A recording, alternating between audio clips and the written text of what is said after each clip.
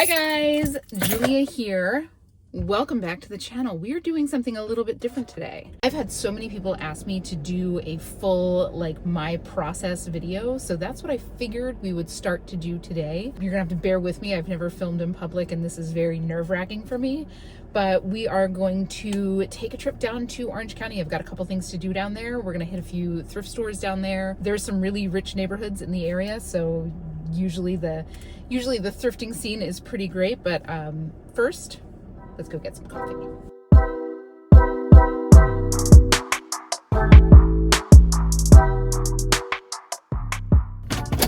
All right, we are here. We just parked. I've got my little caffeine hit. I did go for the coffee this morning. I left really early, so I'll probably have a matcha pick me up a little bit later on in the afternoon, but let's go hit some racks, see what we can find.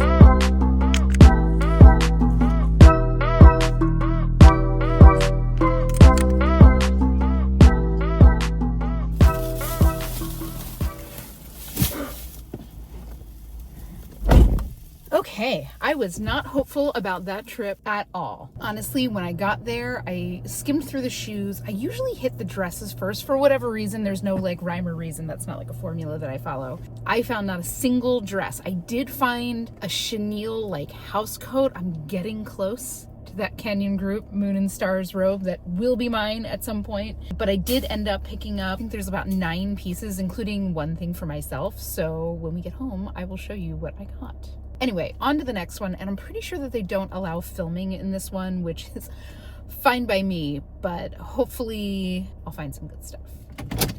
Okay, that was super strange. I just pulled into my next stop. I went to my little boutique thrift store, and they were doing a fill a bag sale, so it was very picked over. There was not a lot of stuff left. They said basically it's $10, I guess yesterday to fill a bag, today it was $5 to fill a bag, and then tomorrow it's free. So needless to say, there wasn't much stuff there. I got a couple cool things. I'll show you those when we get home, but now I'm in my next location. So let's hopefully find some gems.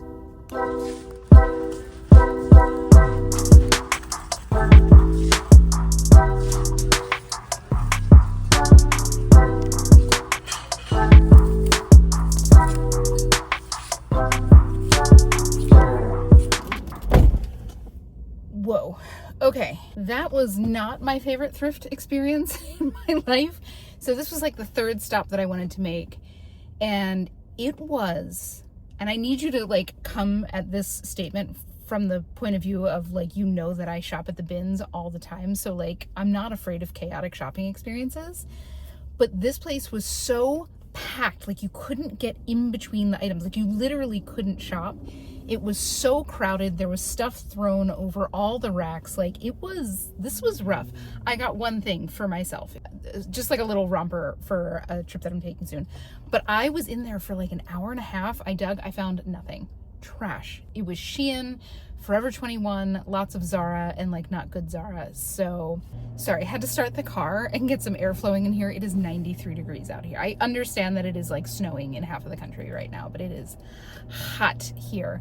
So yeah, that was a total bust. So we've got a little bit of a small haul today, but no big deal. Thrift stores are open every day. But what a disappointment. I was so excited about this place because it's in a nice neighborhood and I've been here before and it was great. So I don't want to like tell you guys where it is and trash it just because I'm sure it was just the day. Like it was packed. School must have been out. I did my best to get some footage from in the shop, but like I literally couldn't film. I literally did not feel comfortable filming anywhere because it was like 3 people on either side of me the whole time. But yeah, what a bummer. All in all, still got some good stuff today. And now I have to take care of like my personal stuff that I'm down in Orange County for. So I'm going to do that. And I'll see you guys when I get back to the house.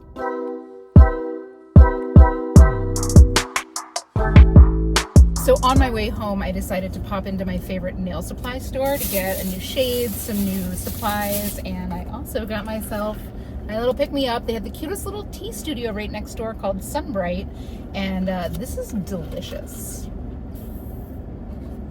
So if you're in the Orange County area, take a look for it. It's so funny. I always ask for these things half sweet because most people put way too much sweetener in their matcha, and it's still very sweet. So if you're like me and you don't like your matcha too sweet, go for 25% sweet, but that is otherwise delicious. Let's go home.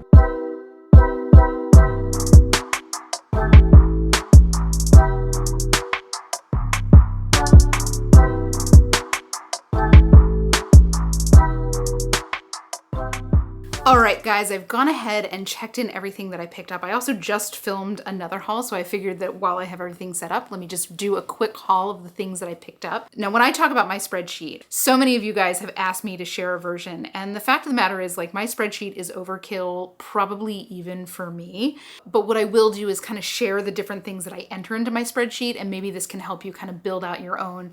And what I've just done over time is, as I'm like looking at my numbers, as I'm looking at trends and all that kind of stuff, if I come across something that I'm curious about, if something kind of piques my interest, oh, like I wish I could track that, that has kind of dictated what I've added into my spreadsheet. And it's just kind of evolved over time into the beast that it is today. I am not ashamed to say that it is now 11 pages deep. I also track like YouTube stuff on there. So it's not all just reselling, but it's definitely extra. But in terms of when I am checking things in, and these are really the core things that I am tracking, I'm entering the date that I purchased it, the place that I purchased it, the brand name, the name of the product or like a description of the product, the retail price, because I track that, the size, my COGS, that's cost of goods sold, if you are unfamiliar with that term, and my expected price. Now, my expected price is generally like the floor of what I think I will get for a specific item. And then later on, when I go through to list them, I'm going to add in the day that I list them. I'm going to add in the listed price. And then as I sell them, I'm going to add in the date that they sold and the sale price. And then I've got all different kinds of like formulas that riff off of those numbers. But ultimately, like that's the core of my spreadsheet. So feel free to take those kind of columns and add them into your own. But in terms of like the core piece, it's pretty simple and you can get a lot of information out of those pieces. You can take that data and kind of manipulate it in a lot of different ways. But anyway, these are the items that I picked up while outsourcing. Now, the first thing I got was the little romper that I got at that last thrift store. And it was such a bummer. Like that place has been very good for me before, and just how crowded it was and how packed those racks were. Like you literally could not get in between.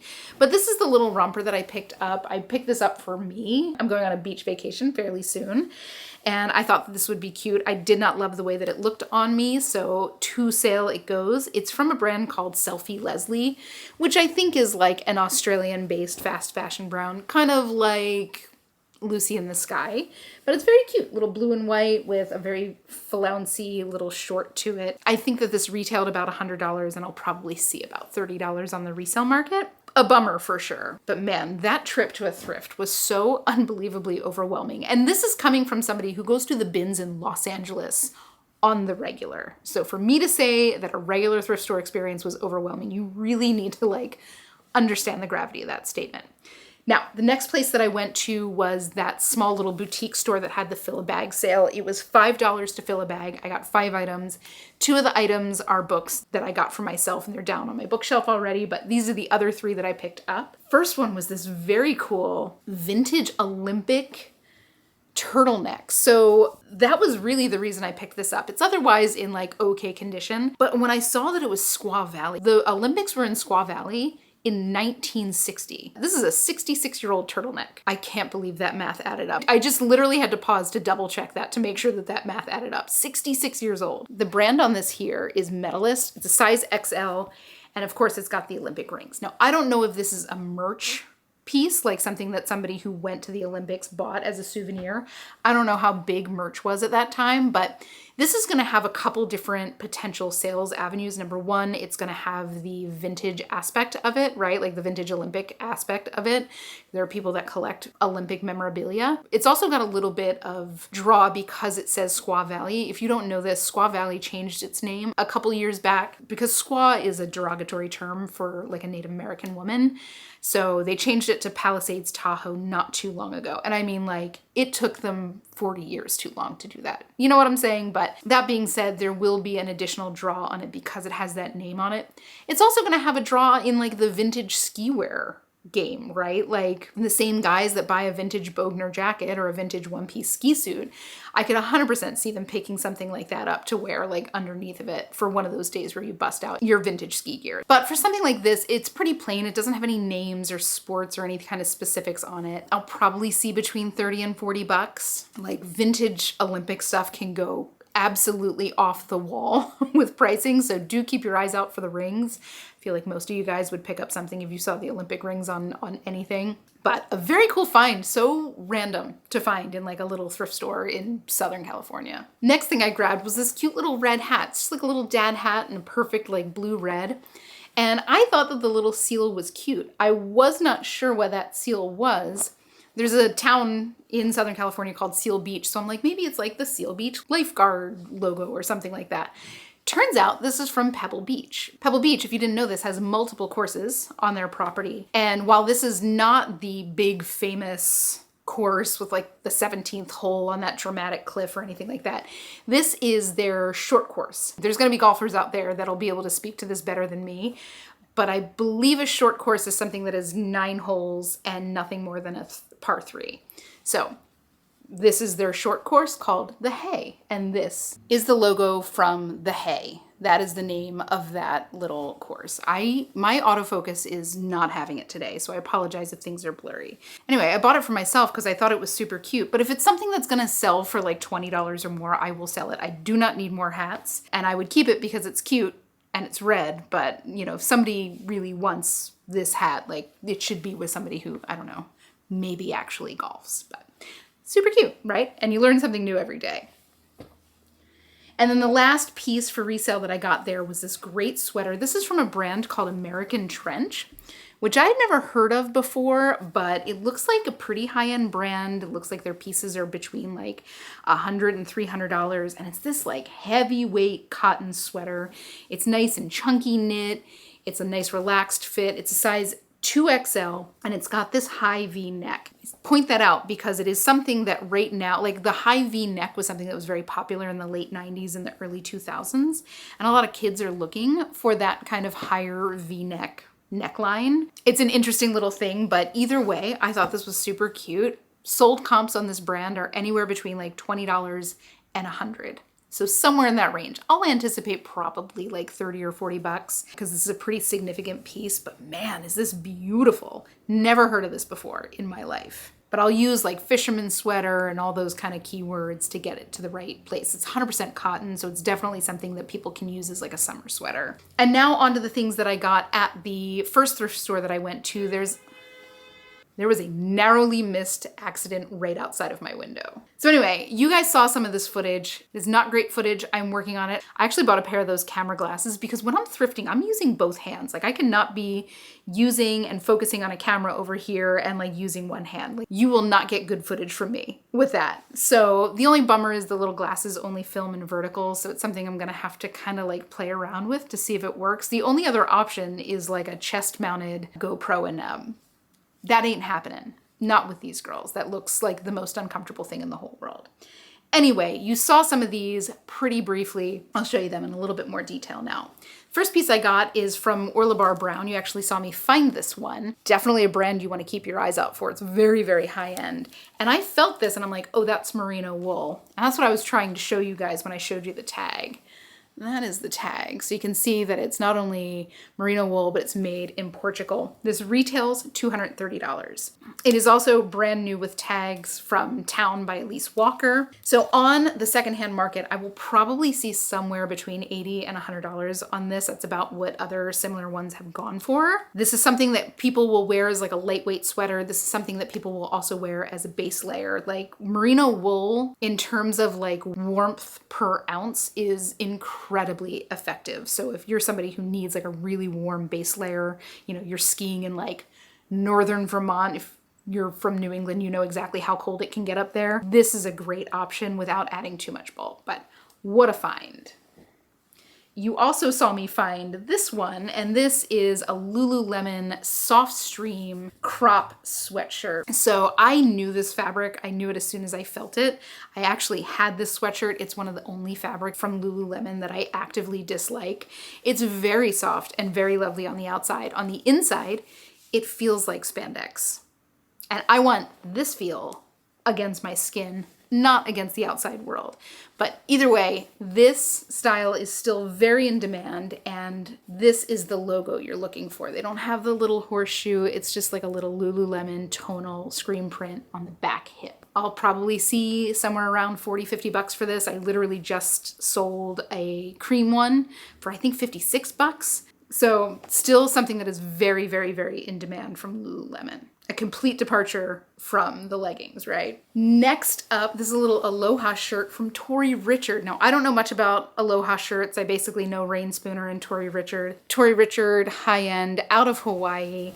I know that some of these shirts can be very valuable. I don't know if this is vintage. It does have some fading, so I don't know if this is like modern and has been worn a lot or if it's true vintage. So I'll have to do a little bit more research, but either way, Tori Richard, definitely a brand to keep your eyes out for. It's this nice green and cream Aloha shirt, great little find. I'll probably see at a minimum like 25 bucks for this. And depending on what I find in my research, it can easily go into like the $50, $60 range. And some of the real vintage ones that are very collectible can go to the moon.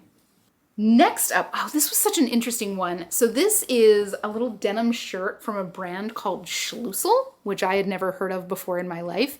And at first glance, you would say, hey, that sounds German, right? Wrong, it's Japanese. The main reason I picked it up is because it's pearl snaps, and it's got one pearl snap that's a different color. And that very much reminds me of this D squared shirt that I bought years ago. It sold, I want to say, for like $200 or $300. D squared is unbelievably expensive.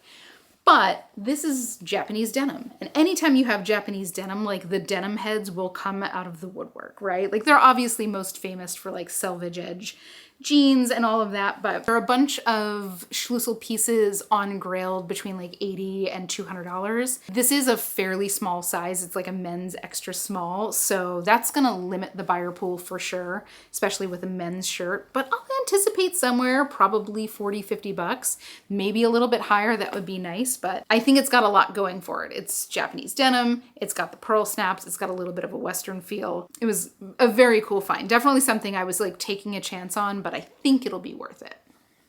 Next up, oh, I thought this was so cool. So this is from a brand called Natalino, which I've never heard of before. And as you can tell, that is also made in Portugal. Gorgeous. And the thing that I found interesting on this is that it's like a dress shirt, like a dress shirt you wear under a suit, but it's made of like cotton piqué. So like a polo shirt. So you know, this is the kind of thing that if I had to wear a suit and tie, I would be reaching for every day. Even though you have the Lululemon shirts that are like 4-way stretch and all that kind of stuff, they're not cotton. And I'm here for the cotton of it all. Resale comps on this brand are between like $50 and $100 depending on what they are. I wasn't able to find this shirt in particular, but I would imagine somewhere in that range, maybe like 40 to 80. Great little find. Again, one of those things that just felt nice, looked nice, was made in a great place. All of those things. I was not familiar with the brand, but a quick comp search told me that it was a good pickup. And then right before I left, they rolled out a new cart. So I did a quick little scan through to see if I could find anything. And I got some gems. So the first piece I got was this cute little dress from COS. It's crisp white poplin. It's got little scallop edges here. It's got a scallop edge at the hem. This is like a shift silhouette. It is a size 4, I think, but it is in like pristine condition, round neck. I love COS. COS makes really nice, like minimalist type stuff. Something like this I'll be able to use, you know, the preppy, all those keywords, but I'll also use graduation dress, initiation dress, little white dress, bachelorette, bridal, all those things, because people in that era of their life are looking for white dresses. I will probably see somewhere 40 to 60 bucks on this. That's what I've seen on similar pieces, so always excited to find a piece like that. Next, I found this very cool skirt. Now, I would have picked up this skirt with no label in it whatsoever because of what it is. So it's this gorgeous linen, it's chartreuse, it's got this like organic dot pattern to it. It's got that very trademark cocoon silhouette that you see in a lot of log and look pieces. It's got the trademark big old pockets right here and a nice stretchy waist. So I looked at the label and I just threw this, I didn't even pay attention to this until I got home. The label on this says Inizio, made in Italy. And even still, I was like, is this one of those little like boutique linen brands? Turns out this is a pretty high-end brand, and sold comps on their skirts and dresses are like 35 to like 85. So very excited. Again, this is something that I didn't even necessarily care if there was a brand. Like this is something that will sell in no time flat just based on what it is. The brand is just gravy. Those are my favorite kind of finds, when it's like a true style pickup and I'm pleasantly surprised by the brand when I get it home. Very exciting.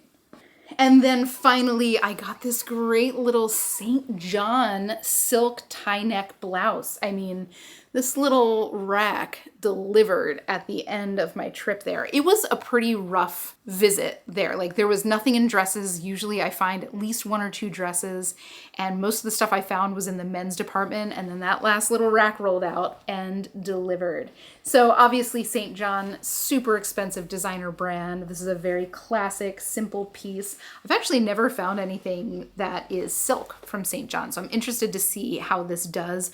I've only found like the knit pieces, but this probably retailed like $400 or $500, which is wild, and I'll probably see somewhere between 50 and 100 bucks from it on the resale market because it is in such great condition and it is a summer piece. So, you know, all in, not as great as a shopping trip as I was hoping, but sometimes that's how it goes. I was able to find some great gems. I think I've got some great saleable pieces. So tomorrow morning, I'm going to get these things photographed along with the other things that I just filmed in my haul, and I will see you then. So welcome to the photo studio, which is approximately 2 inches to the left of my desk, which you have seen many, many times. I would have moved the desk out of the way for your view, but this desk weighs approximately, I don't know, 450 pounds. It's an old butcher block. So this isn't going anywhere. Apologies. So I don't have a very sophisticated photography setup. I, for the most part, photograph against the back of the closet door. This is where like all the inventory lies. And I use this white wall right here. So depending on the color of the piece that I'm photographing, it goes against this wall, it goes against this wall. And out in the hallway, which you can kind of see back there, is where I photograph things on the mannequin. A lot of people always ask for like an office tour or facility tour. And the reality is it's my desk, this closet, this wall, and the bed that I film my hauls on is right here. I do most of my shipping videos downstairs in my dining room, and when I'm not filming my ship with me's, I do all my shipping also right here on the bed. I'll show you the closet, I'll show you the inventory as I'm putting things away, but for now, this is basically what I use. So my supplies are pretty simple. I've got my Measuring tapes, I've got a couple different hangers. I've got my Jiffy steamer, which if you guys are thinking about getting yourself a steamer, I can't recommend these enough. They are not cheap. Between my steamer and my thermal label printer, I consider them the best like physical investments I've ever made in my business. On a typical photographing day, I'm doing like 30 to 50 items. And the reservoir on this Jiffy, which is the smaller of the two main sizes, runs for about 2 hours. So it literally gets me like right through one photography day, no more, no less, right? They do have a bigger one. So if you're running a bigger operation, you can go for that one. I think they say that that gives you about 8 hours of steam time. But the reality is, if you're running a bigger operation than me, you already have a Jiffy steamer. If you are ready to make the jump into a Jiffy steamer, I want to say they're like $300. Like I said, they're not cheap, but I cannot tell you the amount of times that I thank myself for buying that for me, so I'm not like refilling those tiny little reservoirs. If you are a real part-timer and you're only steaming 1 or 2 things like a day when you're steaming it, I have another one to recommend. Let me go grab it. This one from Conair is the best little compact one that I've ever used. So you'll get about 2 shirts worth of steam out of this little reservoir. It's just built solid, right? Like I've used the little cheapy ones that are like $15 and I've had 2 explode. Most of them leak. A lot of them spurtle out water. This one gives steam very similar to the Jiffy. It just only gives 2 at a time. So if you are very part-time or if you're just looking for this for yourself, like for personal use, this thing is freaking great. It folds up for like easier storage. The thing that I love about this, and this thing has been dragged all around the world with me, is it's dual voltage. So I can bring this to Europe and use it in Europe. I love to wear linen, so I generally need something that will smooth out my clothing. I can handle the rumple, I can't handle the creases from being folded. So I bring this thing pretty much everywhere. And I've had it for years. It's a little bit more expensive. I want to say that this is like $50. But honestly, I've probably spent $150 on the cheaper versions that have broken or exploded or whatever. So this thing is great if you're only doing like 2 things at a time. But if you are ramping it up or you're thinking about making an investment in something that's like $100 on Amazon, just get this. This thing is built for commercial use. They're not like cheapy plastic parts. The wheels are smooth. The cord is heavy duty. Like it's not something you're going to have to replace in a year. So I've had mine for, I think, going on 3 years of like very regular use. Money well spent. Cannot stress enough. Also, only distilled water ever in your steamers. Ever. And that's really it. I've usually got OxyClean on hand always in case there's a stain that I didn't spot before. I will just like spray it and kind of spot treat it here, put it off to the side to bring it down to the laundry ASAP. I've also got my little emergency stain rescue and a Tide pen. So stain stuff right here. And that's about it. It's not a fancy setup. So with all that being said, I'm going to pop on an audiobook and I'm going to get to photographing. Let's do this. So typically my angles, I go front, I'll get a close-up of the tag, I'll get a close-up of the contents tag, I'll pull the sleeve out so you can kind of see the silhouette of the sleeve. And if it's something that's got an interesting silhouette on the bodice, I'll pull that out so you can see that silhouette. This is a pretty standard sweater, so we don't have to do that. Then we get a pit-to-pit measurement and a center back length measurement. And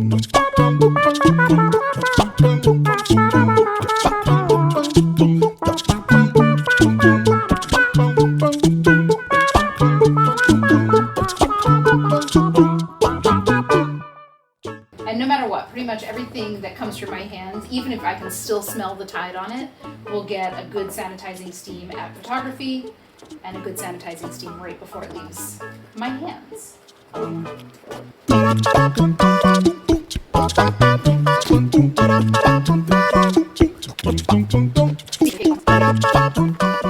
Now this is something that, because it's in the yellow category, can be a little bit tricky to photograph, especially against a dark background. Like your phone does quite a bit of post-production on your pictures without telling it to do it. That's why it takes such great pictures. But if you ever find yourself really struggling with capturing real colors, a little tip is if you're seeing things a little too light up close, back up a little bit and it should kind of darken into that truer tone. You can always crop in.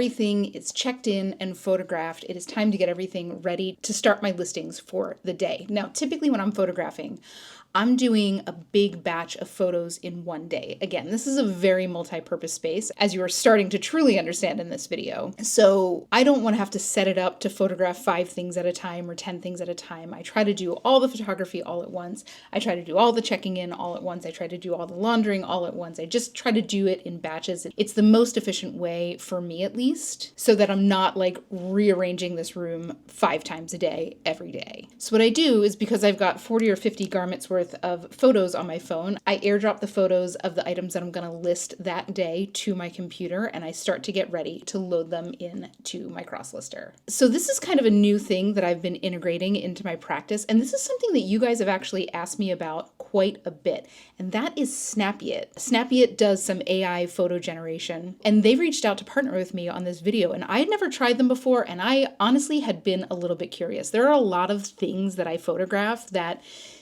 don't look good on a hanger, maybe don't fit the mannequin. My mannequin's like a size small, so if I'm photographing something that's a size XL, it's just not going to look right. And even in flat lay, same deal. I don't really have the space to do a good flat lay situation here, so that's kind of off the table for me. So I was really excited to jump in and see what they had to offer and try it out on some of my more problematic garments. And I gotta say, I've been pretty impressed. Like, check out how easy this is to do. So we start here on their homepage, and this is all the different things that they have available to you. So you can do like a ghost mannequin, you can do a fashion model, a color change. Say you're somebody who sells boutique type pieces and you only have the image in one color. This way you can change it to the other colors you have available. Jewelry retouching, jewelry model, face swap. Flat lay I found very interesting. For me, in particular with pants. Pants are something that I really struggle with because I don't really have that flat lay space. So this has been very, very handy for me. And you can also, if you want to have video images, you can do video images right here. But for example's sake, let's take a look at one that I just photographed the other day on the mannequin, and I hate the way the picture looks. So let's try one on the fashion model. So this is a garment I just photographed the other day. It's a perfect example of something that would benefit from this service, right? It's something that looks terrible on a hanger. It just has no shape. It looks not great in flat lay because this requires a body under it to show what it looks like. And when I put it on my mannequin, despite the fact that my mannequin's a size small and the dress is a size small, because the dress is bodycon, you see how it kind of tips in here at the bottom. So this is a perfect example of something that I think can benefit from something like this.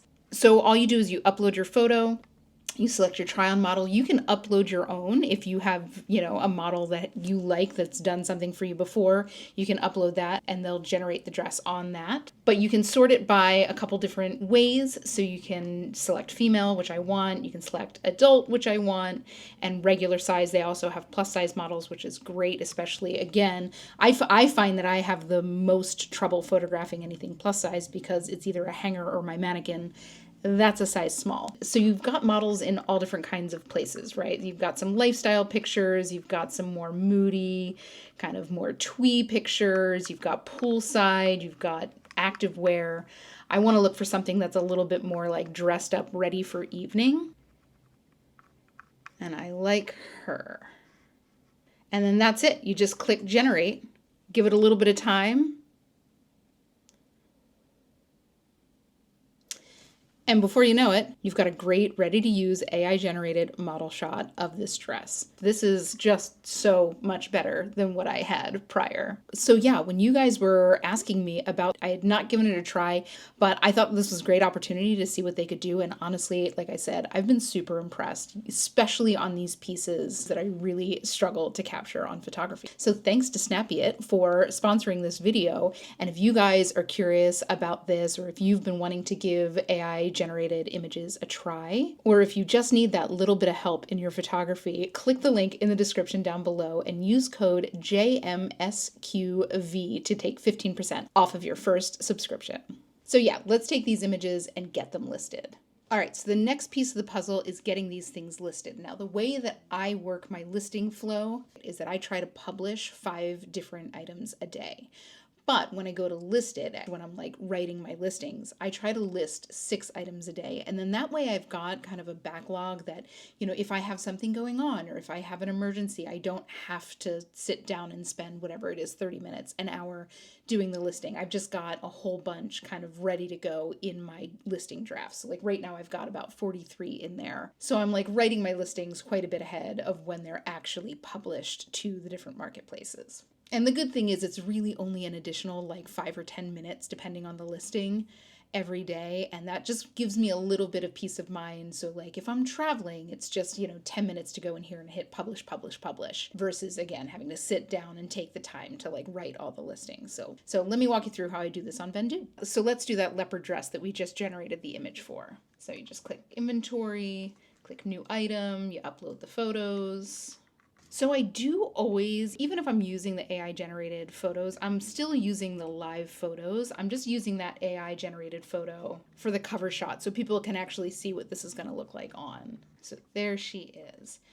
So from here, I just write my title and my description. So the way that I work my titles, it's generally the brand, unless it's a vintage piece, in which case I'll start with like 90s vintage, brand name, and then a description of the piece. So what I'm typically trying to do is if there is a name for the piece, I will use the name for the piece. So say this was called like the Serena dress, I would use Serena in there because people will come in here looking for like named items. And then I just put as many key descriptors in that title as humanly possible. So leopard print, mesh, ruched, bust, ruffle trim, midi dress, small. So I always write this in the main Vendoo listing and then I kind of feed it out to the different marketplaces. So one thing I do is I always take the title and I just copy that as the first line in the description, mainly for 2 reasons. Number 1, these are my most important keywords. Number 2, on Depop, they don't have a title line. So the title line for your listing will be the first line of your description. So it just automatically picks that up. So I found that to be like a great little time saver. So I go in and I write all of my description. So for this is...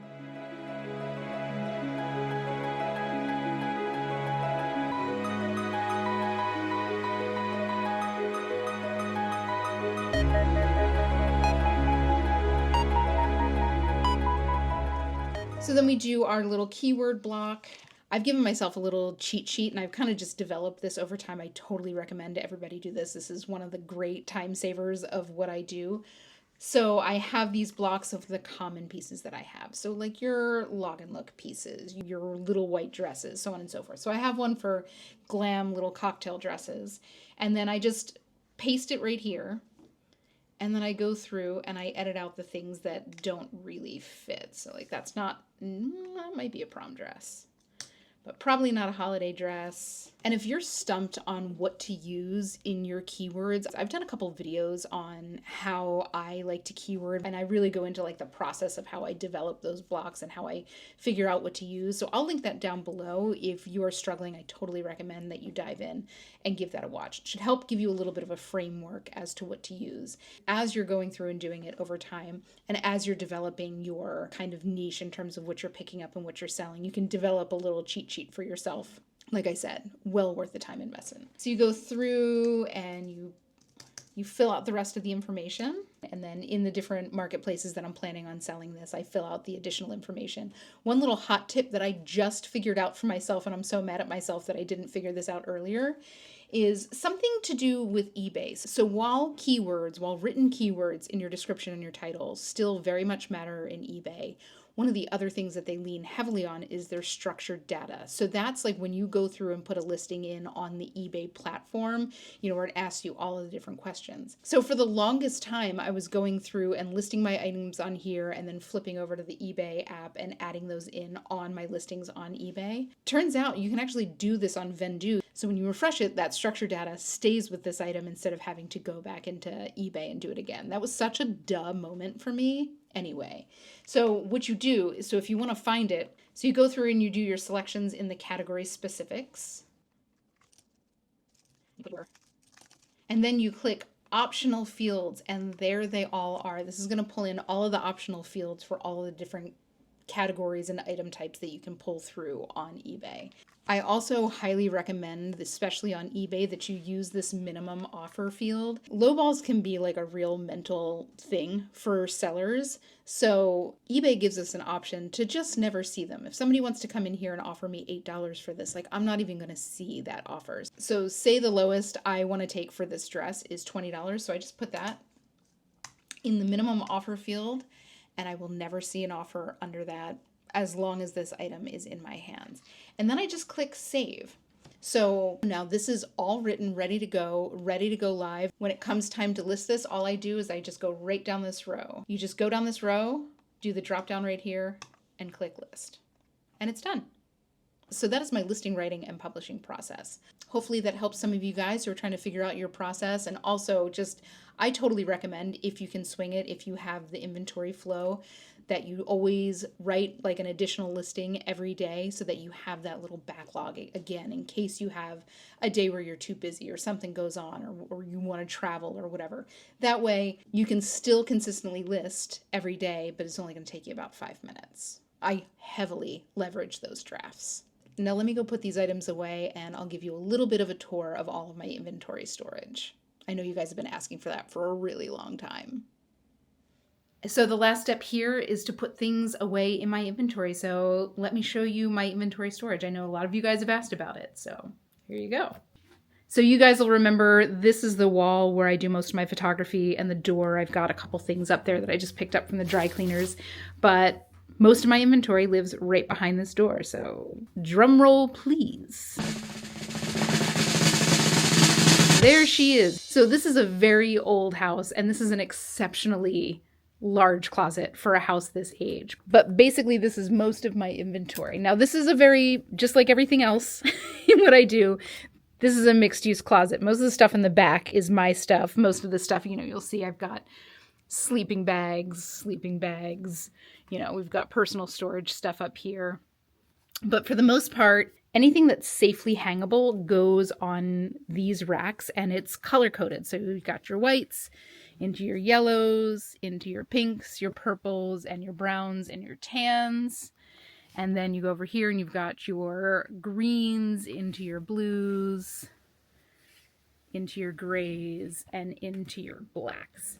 So down here you'll see I've got some bins. These are sweaters. These are basically things that just don't hang well. So we've got sweaters, we've got skirts and kids' clothes back there, jeans right here, and then miscellaneous pants in that bin. So let's put some of these pieces away.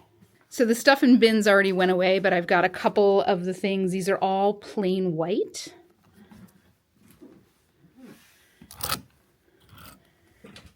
just make a little space, and I put them right in the middle here, and I'll kind of spread everything out. And the way I work it is it's usually like whites and creams, and then whites and creams patterns. We've got solid yellows and patterns, so on and so forth. It's just a little bit of like visual organization. That is the way that I do that best. But you can see I still got some remnants of the priority mail days. But like I said, this is a very, very, very mixed use closet. Also to note, I've got like ties and scarves in here and swimsuits in here, right next to like personal storage things. And naturally, tiaras, because why not? I should also note, people ask questions about shoes a lot, and when I say that I don't have a lot of storage space for shoes, this is it. This is basically all I have. And to be totally honest, like these are mine, half of these shoes are my own. So I really only at any given time have space to store like 5 or 6 pair. So it's just not something that I get into. It's just too bulky for the storage space that I have, right? It's not an insignificant amount of space, especially for a house this age. But in terms of storing like super bulky things like shoes, it's just not possible for me. So we have one more thing to put away, and this is that Orla Bar brown merino wool shirt. So we are out in my hall closet. You're probably familiar if you ever looked at my listings, because this is where I'll do mannequin photos, like right. But behind this door here is a real treat, and that is a full-on cedar closet. So this, again, very mixed use. We've got personal storage up here. These are my sweaters.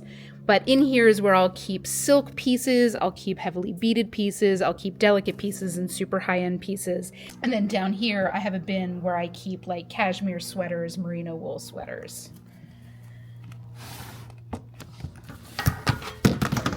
So we'll put this in there.